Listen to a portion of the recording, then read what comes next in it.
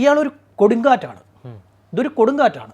നമ്മളത് എന്താ പറയുക, അത് തടഞ്ഞു നിർത്തുക എന്നുള്ളത് ആരെക്കൊണ്ടും സാധിക്കുന്ന ഒന്നല്ല. ഇപ്പം നമ്മൾ ആരെങ്കിലും ഇദ്ദേഹം ഇത് നിർത്തണമെന്ന് പറഞ്ഞാൽ ഇദ്ദേഹം അത് നിർത്തില്ല.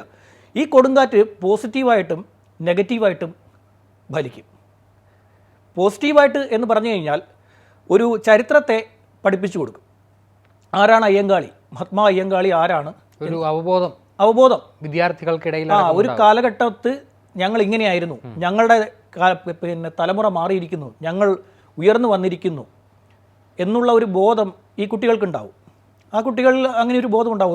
ഒരു തലമുറ മാറിയിരിക്കുന്നു, ആ തലമുറയുടെ പിന്മുറക്കാരാണ് ഞങ്ങളിന്ന് തലയുയർത്തി നടക്കുന്നു എന്നുള്ള ഒരു എന്താ പറയുക, ഒരു അംഗീകാരം ആ കുട്ടികളുടെ മനസ്സിൽ ഉണ്ടാകും. മഹാത്മാ അയ്യങ്കാളിയെക്കുറിച്ച് പഠിക്കേണ്ടതാണ്, അദ്ദേഹത്തിൻ്റെ സമരങ്ങളെക്കുറിച്ച് പഠിക്കേണ്ടതാണ്, ഇവരുടെ ചരിത്രത്തെക്കുറിച്ച്, ഇവരുടെ പോരാട്ട വീര്യത്തെക്കുറിച്ച് പഠിക്കേണ്ടതാണ്. അതൊക്കെ ശരിയാണ്. പക്ഷേ ഈ കുട്ടികളെ ഇനിയും വിവേചനത്തിലേക്ക് തള്ളിവിടരുത്. ഇപ്പോൾ ചെയ്യുന്ന ഒരു പ്രവൃത്തി, ഇപ്പോൾ ഇങ്ങനെ സംസാരിക്കുന്നു, നിങ്ങൾ എന്താ പറയുക, അയ്യങ്കാളിയെക്കുറിച്ച് പഠിക്കണം, അല്ലെങ്കിൽ ആ ഒരു പഴയ സമര വീര്യത്തെക്കുറിച്ച് പഠിക്കണം, അതൊക്കെ ശരിയാണ്. പക്ഷേ നിങ്ങൾ എന്താ പറയുക, നിങ്ങൾ ഇവർക്കെതിരെ പോരാടണം എന്നൊക്കെ പറഞ്ഞു കഴിഞ്ഞാൽ, അതായത് ഈ മുന്നോക്ക സമുദായങ്ങൾക്കെതിരെ പോരാടണം എന്ന് പറഞ്ഞു കഴിഞ്ഞാൽ മറന്നു തുടങ്ങുന്ന ഒരു സാമൂഹ്യ വ്യവസ്ഥിതിയെ ഓർമ്മിപ്പിക്കുകയാണ്. അവിടെ സ്കൂളുകളിൽ വേർതിരിവ് വരും.